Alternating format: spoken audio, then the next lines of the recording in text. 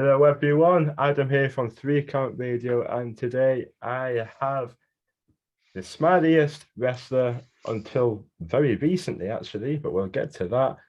Katie Hawkins, how are we doing today? Hello, I'm doing pretty well. Glad it's Friday, and happy to be talking to you today. Well, thank you very much. How are we doing? How are we doing? And what one quick question, because I like seeing for many wrestlers anywhere around the world. I like seeing gym videos, and so I'd like to think it motivates me. What is it that motivates you to get yourself up and into the gym? Um, what motivates me? Honestly, I don't know if you can hear my cat in the background, but she's decided to answer this question for me. She is telling me that what motivates me is honestly it's seeing results, not just seeing results, but feeling results as well. I do think there is probably a lot of pressure.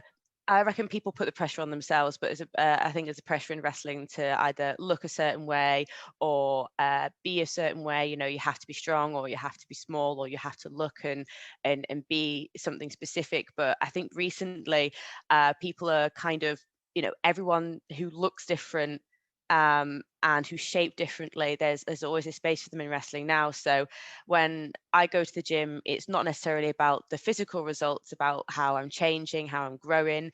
It's definitely about how I feel. I really do feel good after a workout, especially if it's been particularly difficult. I've just started with a new coach as well, who, when I got my plan through, I looked at it and I had to put it down for a second and have a think. And was like, I already knew. She said, I'm never going to give anything I don't think you're capable of doing. And she's in the same, she runs the gym that I go to. And I looked at it again. I was like, okay, if my coach believes in me, I've got to believe in me to do this. So this is the first week that I've been on my new program. I've done 3 out of the 4 days so far. And even though I feel a bit sore afterwards, quite sore, really, I feel really accomplished. That it's something that I would have never really pushed myself to do. So I know that when I go into that gym, sometimes I may not be particularly feeling it, or I may have had a bit of a bad day at work. Wednesdays, for some reason, are really bad days for me. And Wednesday, I think, is my worst day on the training. So I went in, I was like, I'll have a go, I'll see what happens. And it was awful, but I loved it. I went home and I sat down and I thought, I've accomplished something that I don't think I would have been able to do beforehand. Someone's pushed me to do that.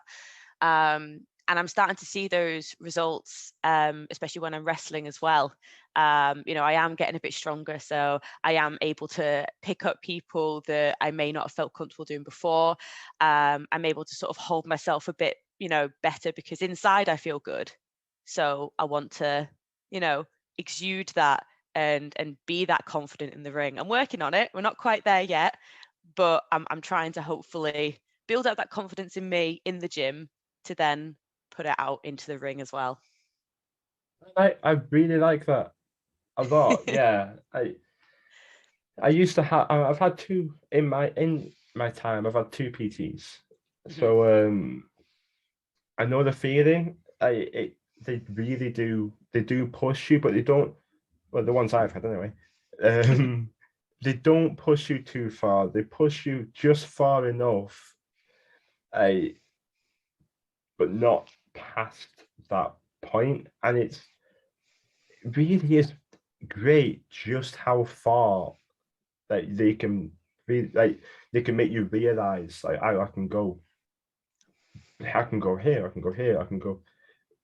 There's a little confidence up there that they provide, isn't it? Yeah, it's really good knowing that.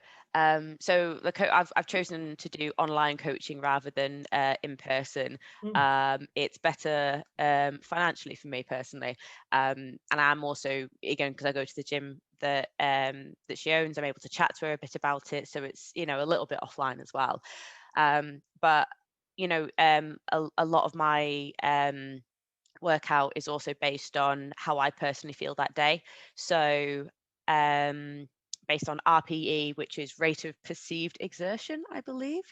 And the idea is that whatever number it is between 1 and 10, if it's a 10, you can't possibly do any more. Like, that is, you are pushing yourself to your maximum effort, but you're not giving yourself a prescribed weight. So if I've had a particularly bad day, I've not had great sleep, I've not eaten very well, my maximum effort is obviously going to be at a lower weight than what it would have been, say, the previous day or the previous week, when I had better sleep, I had eaten well, and my body wasn't feeling sore.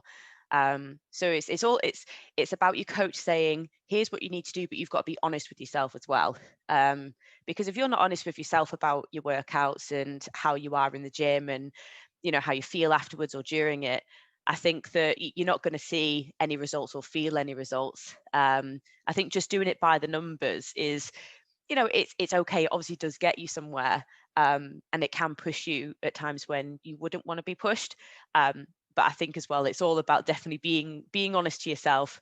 I think I definitely do that in wrestling as well. There's so many things that I'm like, that would be so wonderful to do, but I don't, I wouldn't be confident doing it. That's much better suited for someone else to do. And I'll just stand back and say, that was really brilliant, and I'm glad you can do that, but that's not for me. I get that. I do get that. I love that outlook though.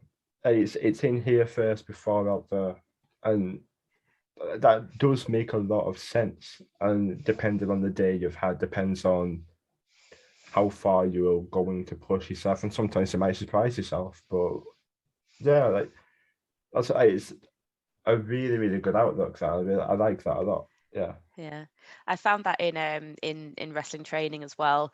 I'll go to a session, and it may be one of the sessions that Lana does, or the ones that one of Sam's classes at Future Shock, and I may not feel particularly confident in myself, but I also know that neither of those coaches are going to tell me to do something that they don't know either I can do, or they don't have the confidence in me to be able to do.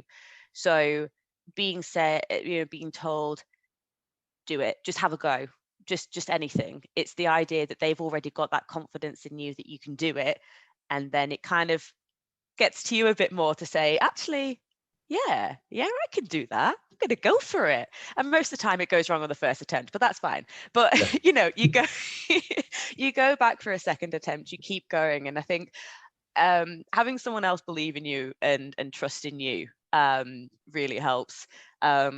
So it's I like the cooperation that comes with having a coach there or having a trainer, and I think it's kind of definitely what keeps me motivated. It's great. It's really great. The last PT I had, I used to, because I live in Wigan, so I used to get the train to Farnworth and go see her there. So a friend of mine who you might know yourself actually, a friend of mine would pay for the most part because he knew I was traveling to go. So it's kind Right. of a work between us, which I Yeah. madly appreciated. Yeah, of course you would. Hmm, he's he's a hero. I hate myself for saying that because he's going to see it. He's going to see it. He's going to know I've complimented him. But he's great. He is. But that was great as well because it would be me, him, and the PT. So it'd be three of us, and that belief was amazing. And we also had that little competitive edge. It was like, if Oh, he could do it, certainly. I'm doing it. It was like, yeah, it was that competitive edge, and it's fantastic. But having someone behind you, like you can do it, go on, you can do it. And like we'd do bench and they'd go on bench like that, and she'd have her arms there, and she wouldn't have hold of it at all. And you think she does, and you've done it. But all she does is have her hands there. Oh yeah. And would you have ever attempted that particular way or those amount of reps if she wasn't there? Exactly. exactly. It gives you that confidence, that self-belief. But I know I wouldn't have. I mean, I'm a bit of a depends what I'm doing. It does depend what I'm doing, to be honest. But I'd like to play it safe when I'm in the gym. That I don't want to push when I'm on my own in the gym. I don't want to push myself too far. Right. At the same time, if it's legs, I'm happy. That's my safe place. That's my Oh, happy. controversial. I know. I'm that 1%. I'm that idiot who likes leg day. Mostly down to dislocating my knee when I was 18. So when you rehab your knee, you can just doing it over and over again. It's either you just learn to love it or you just hate doing it.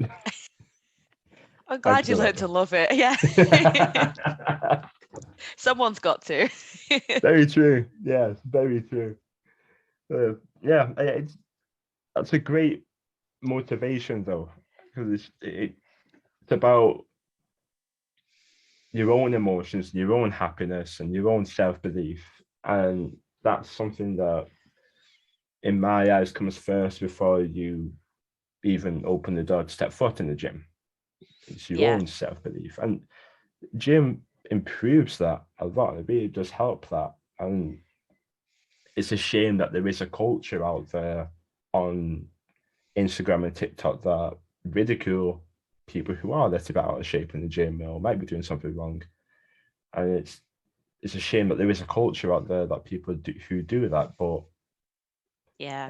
might put you off going.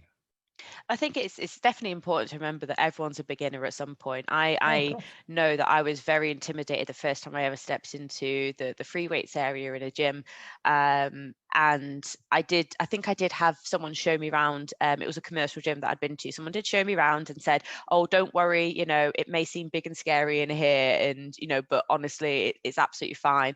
And I'll be honest, I didn't go in very often. It wasn't really until I moved up to Manchester, and my husband, who was my boyfriend at the time, he took me to his gym, which was a very sort of I think it was sort of a private gym, and he was showing me how to do bits and pieces, like actually using free weights properly with like squatting, deadlifts, and everything. I could barely move the next day because this was the first time that I'd probably Yeah. picked up a single, like just a barbell on my back, or just picked up as the lightest deadlift ever.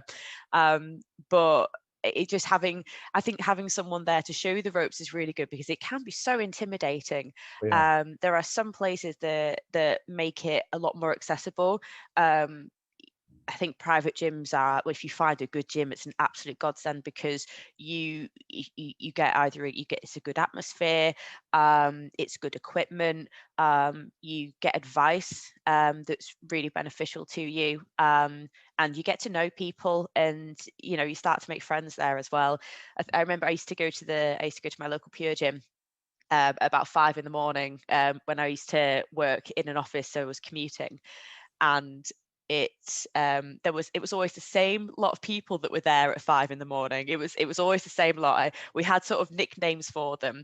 One of them was bandana guy, because he always used to wear a bandana, and then one of them was 80s guy, because he always used to wear like bright, vibrant shorts that you feel like you'd only ever see in the 80s, and he always used to carry a yoga ball around as well. But it was just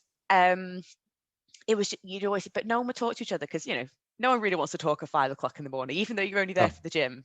You don't mm, want to talk. But it's night, but even then it can be a little bit intimidating. You've got someone watching behind you, waiting for you to finish something, yeah. or you don't want to do anything that's out of your comfort zone, because you don't want someone to sort of look over and be like, "Oh, what's that person doing?" You don't want to be someone's funny story. um Yeah. I think finding a good gym, going with people, if you're not comfortable, someone who knows what they're doing, it's there's a lot that can make it accessible and give you that confidence. And again, it's the whole idea of having someone believe in you, Yeah. to help you. So I All about definitely rambled building on a people lot up. then. I do apologize. Oh no, don't worry. No, don't worry at all. That's I'm very happy with that. That's not a problem with me. That always always makes me happy when you've got, because I remember I had Simon Hill on. He said, I think I've spoken about 10 minutes there without fail. I was like, I'm happy with that. Don't you worry about it. I'll sit back. I thought I've got competition. Not a problem at all. On a podcast, I'm very happy with that, and the listeners will be too. Ah, hope so. But then it's about building yourself up physically, literally, and well, emotionally, however you want. But I would much rather build somebody else up than knock them down when it comes to the gym, because whether you're like Arnold Schwarzenegger or you're there for the first time and you're out of shape. If you're out of shape, you're in the right place. First of all, you've made the best decision and the hardest decision in joining the gym and going in to begin with. But so that's amazing. So you're there. So why bring someone down? They're there, and in time they will look amazing. They'll smash it. But in my eyes, that's why, like you touched on something there. That's why, in my eyes, getting a PT, yeah, financially, bit steep most of the time. Can be, yeah. But that's why getting a PT is so potentially it's so vital if you don't have a friend to introduce you, because they show you how to do everything, the form, how to do things, and that is vital in the gym. Absolutely. But, Yeah. I yeah, used to before I even got to, I think sort of in between, before I started really focusing on strength-based things, I used to run quite a lot. I've done 1.5 marathon. I've got that to my name, and I did it in under 2 hours. And I think I finished it, and I told myself I'm never going to do another one. And then I started running again during lockdown because there's no gyms. We had no gym equipment at home. I thought I'm going to start running again. This is going to be wonderful. And this was after probably about 1.5 years, 2 years of not really doing much running and just going to the gym. And I think I'd managed about 6 weeks of running quite consistently. And then I think gyms reopened again, started going back, and I was like, I'm never going back to running. It was not for me. Don't get me wrong, I miss the runner's high. The runner's high is so real. It exists. It's you've got to find it and search for it, but it's there. I haven't found it yet. Just keep trying, it'll be there. It does exist. It's really fun. I've got friends who are still sort of runners, and I've just recently met up with a friend who still runs, and she was saying, you can't compare yourself all the time to other people. You can compare yourself to yourself, because yes, you may not be as fast as you were 2 years ago. You may not have been as fast as you were 2 weeks ago, but this is also this is how every step that you take when you run, every weight that you pick up when you're in the gym, it's an accomplishment in the sense that you've gone there to do something, whether it's to better yourself in terms of wanting to, if you want to lose weight, you go to lose weight. You want to get bigger, you go there to get bigger. You want to it's just all those you're making a step, you're making a change, you're making a decision to do it. And if it's there to better yourself, and as well mentally as well, it's such a running is great for if you're really angry, you're just like, it's not good for your knees, but just run, just slapping your feet as hard as you can on the floor. It feels great for like a few steps, and then you're just like, oh, I'm 30 now, I can't do that. But yeah, it's those it's the endorphins and everything, and yeah, you'll have bad running days, you'll have bad gym sessions. I know I'm rambling again, but I always like to bring up this whenever during lockdown, me and my husband started walking a lot, trying to do the whole 10,000 steps a day, and discovering just the parks and stuff that we had near where we lived that we never really looked at when we were driving everywhere and working all the time, in an office. And it's great. We've got a couple of great parks near us. I get to see dogs all the time. It can't go wrong. And we always say, if we always go out for at least one walk a day, even now, like, whilst everything's still open. And the reason is because most of the time when you walk out that door, you go for a walk, you get some fresh air, you've got an audiobook, you've got some music, you've got a podcast, whatever it is, you've got it in your head and you're just sort of getting out, big breaths, and then you come back and you feel better. Even if it's absolutely tipping it down outside, if it's snowing, if it's frosty, if it's cold, if it's too hot, you feel better usually because you've gone out and you've just done something to get the blood flowing and actually got some fresh air. And even if you come back and it was raining and it was too hot, you never feel worse for going out for a walk. You always feel at least the same or better.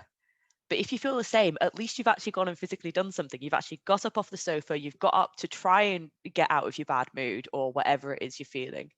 And it's just that sort of little bit of, that pride in yourself that you've gone to do something, and, just little everyday things that you can do to make yourself try and feel a bit better physically and mentally and, socially as well. Walking's great for talking to people as well. Just like grabbing, right, we're going up this hill and you're gonna tell me your problems, yeah. Walking's great if you can't run. Wow. Yeah. Wow. That was incredible. I'm sorry.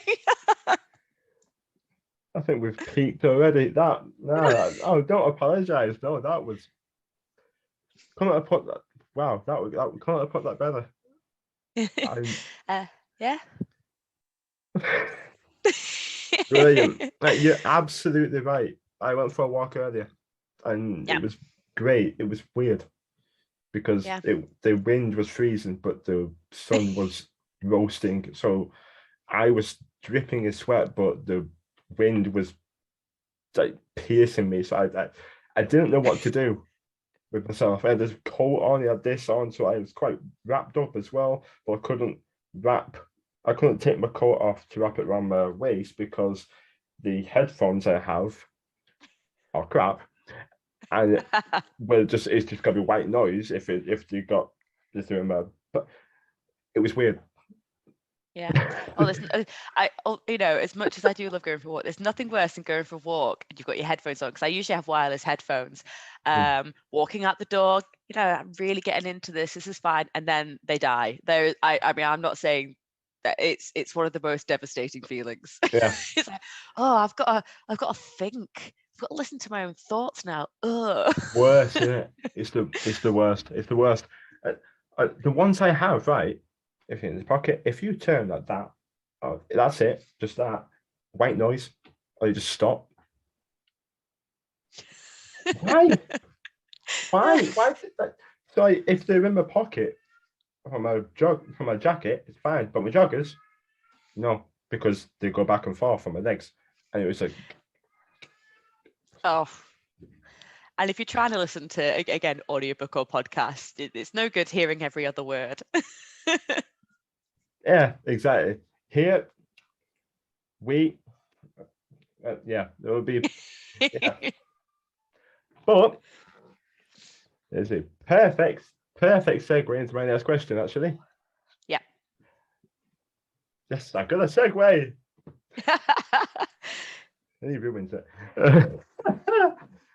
What song really pumps you up? What is that song that when you get in the gym, you've gone to the locker room, got everything sorted, you walk in, what's the song? So at the moment, I've actually not been listening to music while I'm at the gym. Again, it's a private gym, so it's a lot more social. But when I do have music on, I tend to at the moment I listen to a lot of Ghost. So I actually wrote this down and then I left my piece of paper way out of reach, so I had to ask my husband for information on this. I'm just like, how would you describe Ghost? Because he's a very musical person and I'm not, as you can tell. Very much pop metal, I think, is the best way to describe it.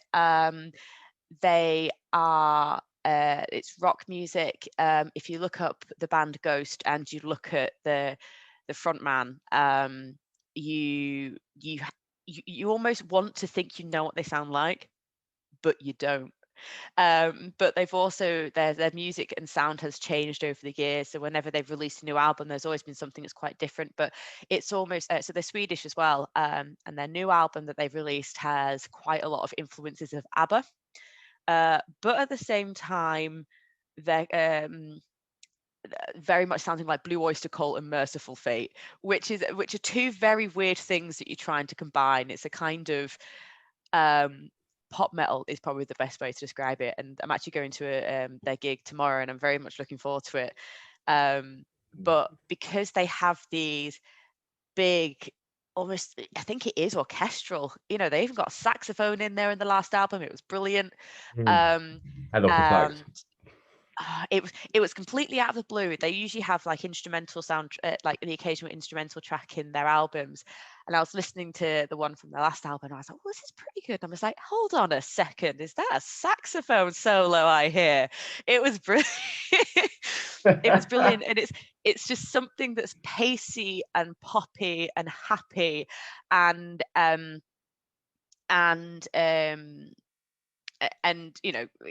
called Ghost, and a lot of the songs are very much revolving around the occult.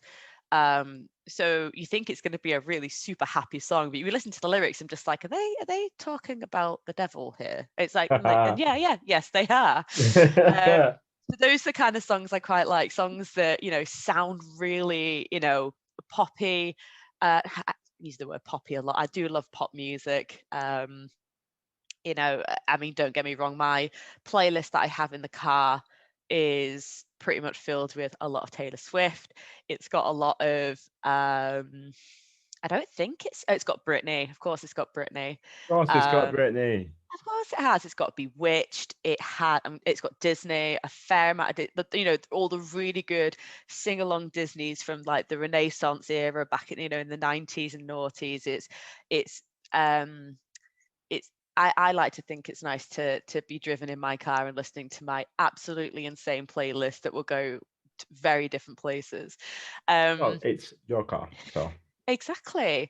Also, is it Driver picks the tunes and Shotgun shuts his cake hole? I like it.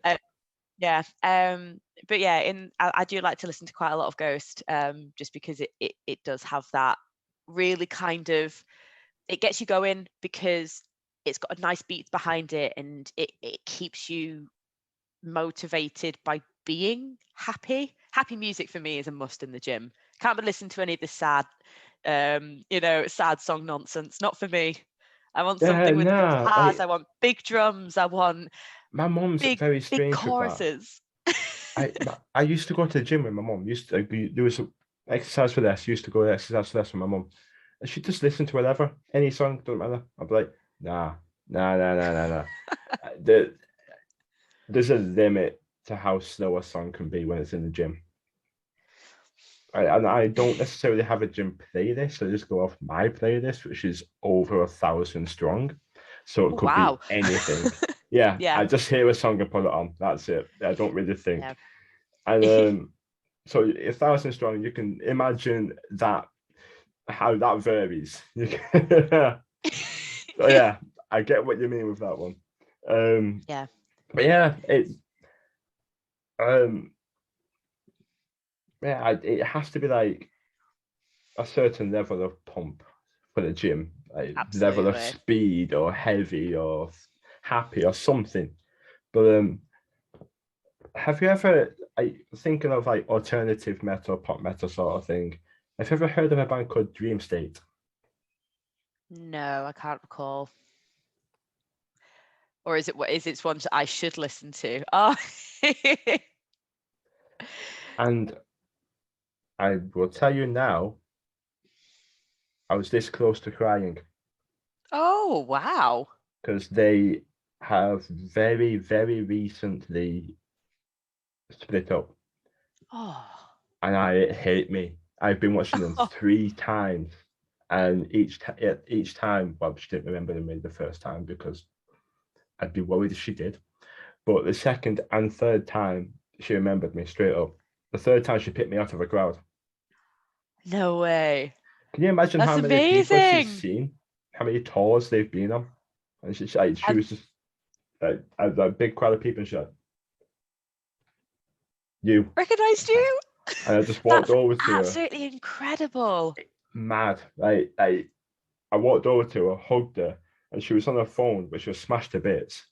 Her agent had rung her, and I mean her agent, I mean like mentors, like all down the phone call list. And she's just like, just spending time with the fans. And I'm stood there arm round it, looking at her phone like that as if she Oh was my my best God. mate. And like, I in my head, like I'm just in my head, I'm like with my mate, and then it kind of just clicked. I was like, this is the lead singer of my favorite band. What is what? Hi. How was all of the events that have led up to this moment? How has it happened? Exactly. Everything aligned. She's truly one of the most wonderful people I've ever seen in music or anywhere, anything, anywhere. But she was also very troubled, and it was channeled into a music. It's no secret. Very very troubled. So pandemic happened, and all I was thinking is that they've gone quiet for a very long time. Oh It's like no. you could tell something was brewing. You could tell they released a song called Monsters, and then nothing. And then they kind of released a statement. It was like, yeah, Oh. you saw it coming, but at the same time, like I have, uh, I Oh. can get, I will kind of get it there, but it won't. Ooh. Will it There we focus? There we are. go. Yeah. Oh wow. That's so cool. The second time round at the Deaf Institute in Manchester, um, she was upstairs getting food and drink and all that. And my mum saw her because I'd gone to the toilet at the time. My mum was like, please wait here. So I went back up and she went, oh, I remember you from the Star and Garter. You know, No way. the pub right next to, Yeah. there. So every time, any time I'm ever near that, I just look at it and it's like You that's the know. pub that started it all. So for me, that is everything. And she Yeah. said to me, because Hand in Hand is my favorite song of theirs. One, because it's a banger, and two, because she looked at me and said, "It all starts with you. You remember that? It all starts with you." Oh. So that's why it's there, and that's the lyric in that song. I was like, I she they were music does take you to like another place, doesn't it?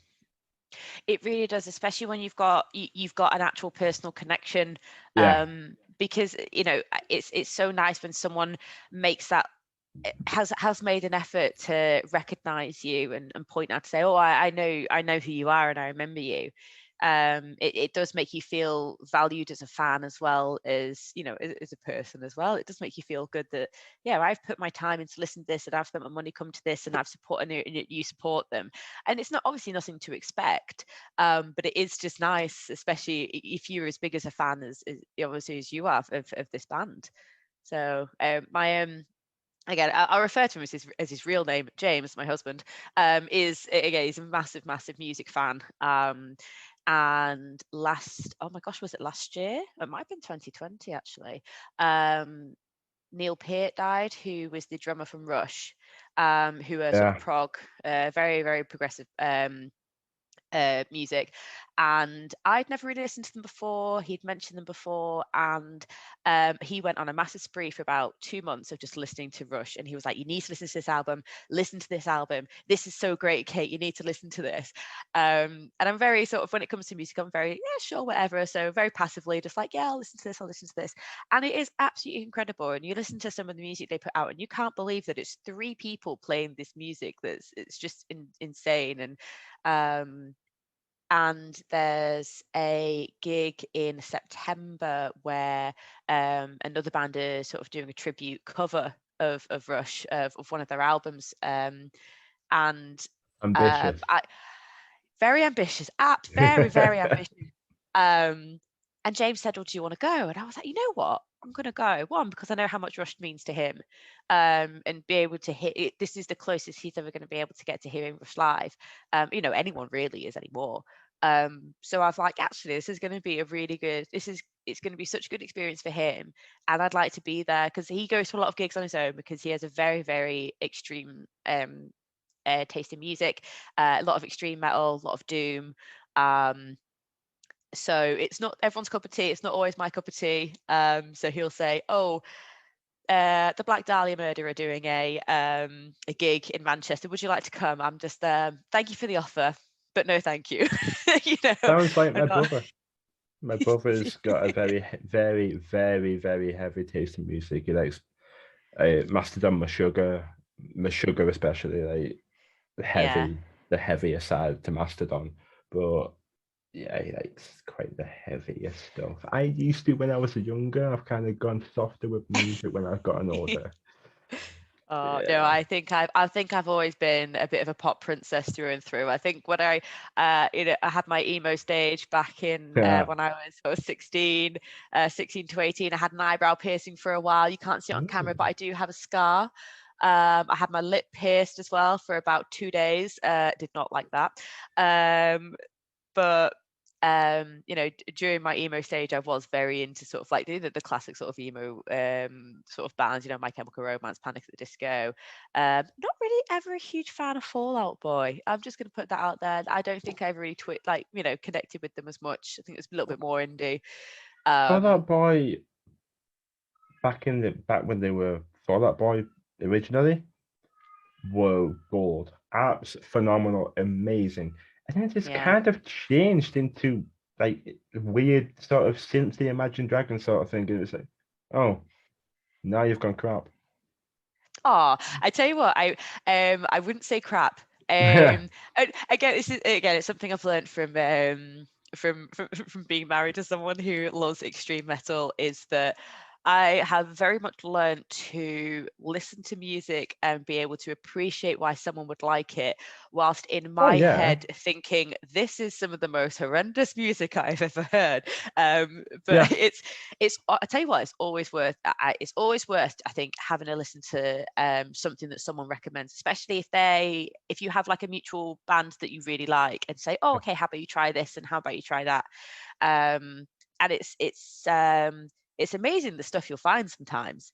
I very much rely on other people giving me recommendations for music and my Spotify telling me, hey, you might like this. I'm like, sure, I'll give it a listen. Why not?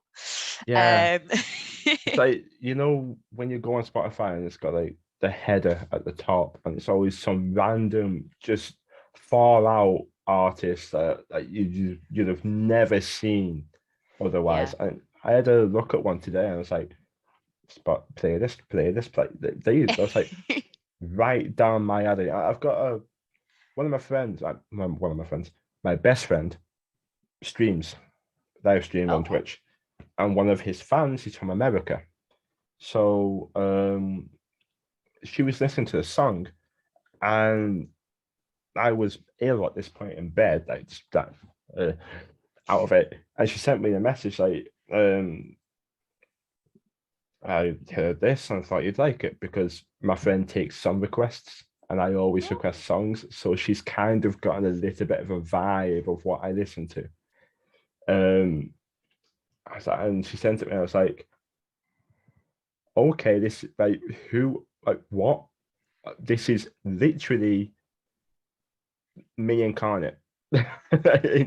in terms of my Uh, music taste, like it was just me, and I was like, wow, yes, I have Perfect. no idea who they are or what. And then I had to listen to the album, and each song is it's like it goes from ABBA to something heavy to Queen to like like styles. Yeah, It's very different each song. I was like, that's weird, but like mad. Yeah, that's it great. works. Yeah, Yeah. like Well, since you've yeah, mentioned Dream State, I sort of just quickly to pop them on. I'd had a look on it on Spotify, and I like, oh, I'll give them a listen. It's the fact that they're someone's favorite band, makes me think that there must be something. There's always something that someone really enjoys about them, so it's always worth giving it a bit of a listen, even if I don't like it. At least I can say, well, I tried. I think it's always a bit of a good outlook. If we're going for recommendations, if anyone listens and is very interested, I have a bit of a I don't like the term guilty pleasure because I absolutely love it. I just don't talk about it very often. Instrumental music. So I have a playlist specifically just for instrumental music, and there is a band, I suppose it's a band or sort of a group. They're called Two Steps from Hell, which sounds really odd, but they release albums, and they always have like some sort of core theme. But it's so they also do music for video game trailers, movies, but the music that they actually put out on the albums is all individual pieces, like original pieces for that specific album. And some of their longer songs are so beautiful and they're also actually very good for the gym. And I like listening to the beginning. So they've got like some that are like 9-11 minutes long. You listen to the first minute of it, and it's got like a melody to it. It's got some sort of repeated kind of part that just develops and develops and develops. And it's got the whole orchestra behind it. Sometimes got like it's sometimes got lyrics too as well, but it's the kind of like almost an operatic chorus, so you can't really hear it. It's almost like part of the music. It's almost background.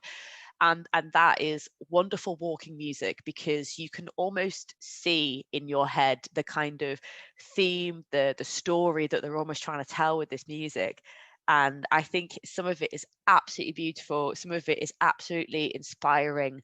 And some of it I listen to, and I've almost got like a little movie in my head that I've put to this music and completely made up, just because I can see it, and I'm just like, oh, this part, this is where something, this specific thing happens. And it's a very I don't know, you sort of get very attached to it, because there's so much going on, and you can put so much of yourself into it, because you can put your own stories and your own movies essentially to it. And yeah, anyone looking for instrumental music, I'd recommend that. Yeah, it's not something I would seek out, but I do like instrumental music. If I'm not mistaken, have you ever heard of Ratata? Ratata.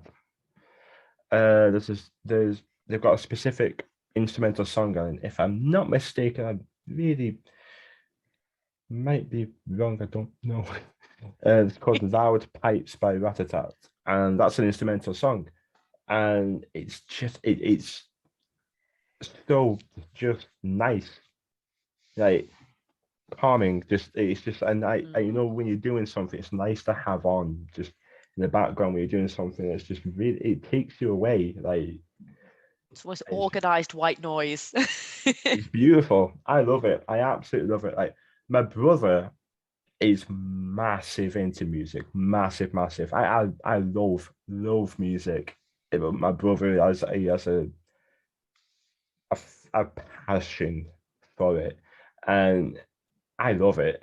Like, because a lot of music I've gotten from him, but I think a lot of the passion I've gotten from him as well.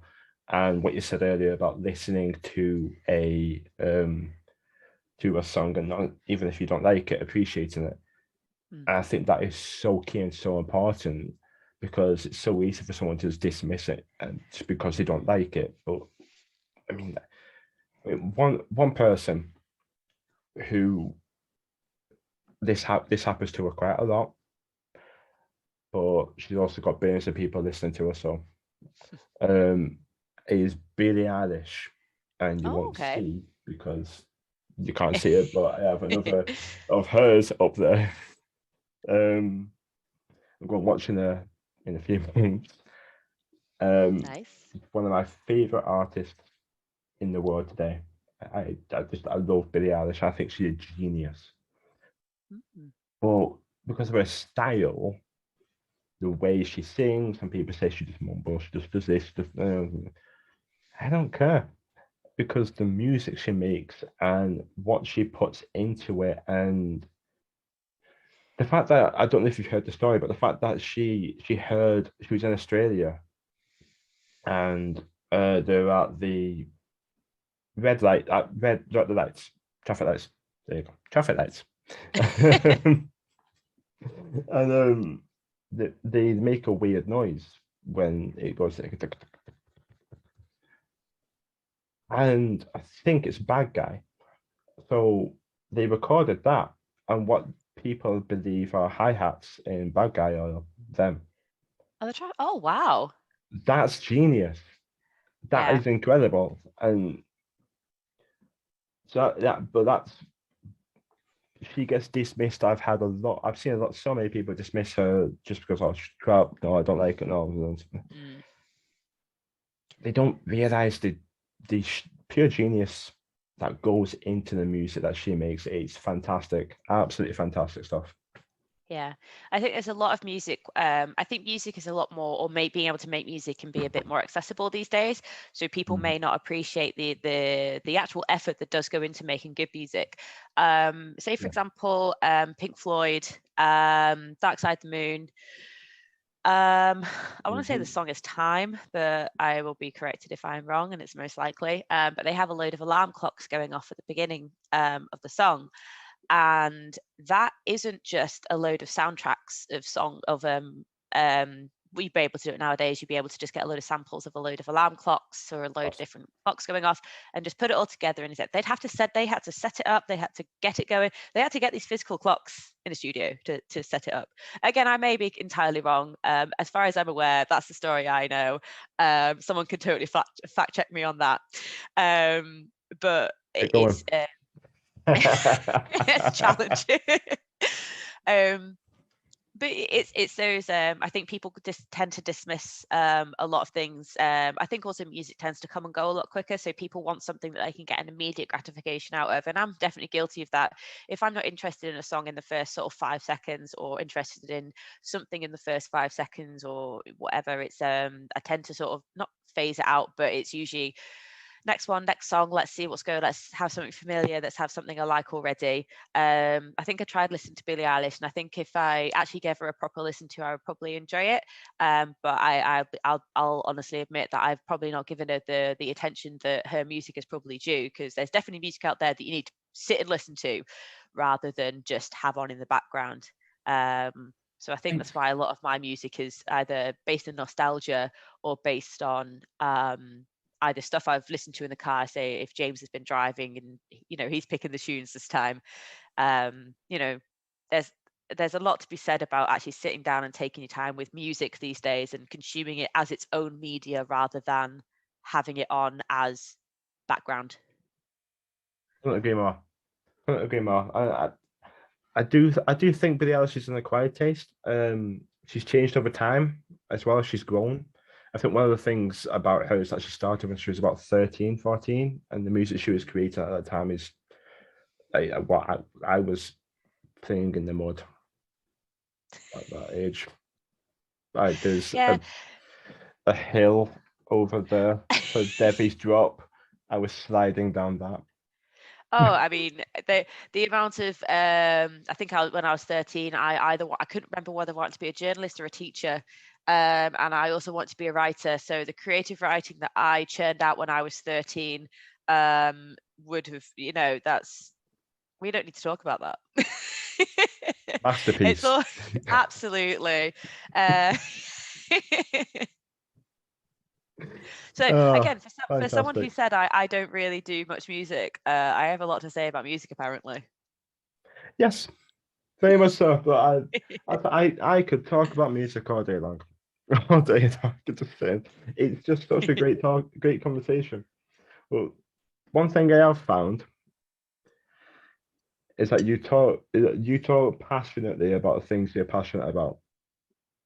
You really do talk very passionately, and I love that. Oh, thank you. I've just got a lot to say, I think. I've just got a lot of feelings.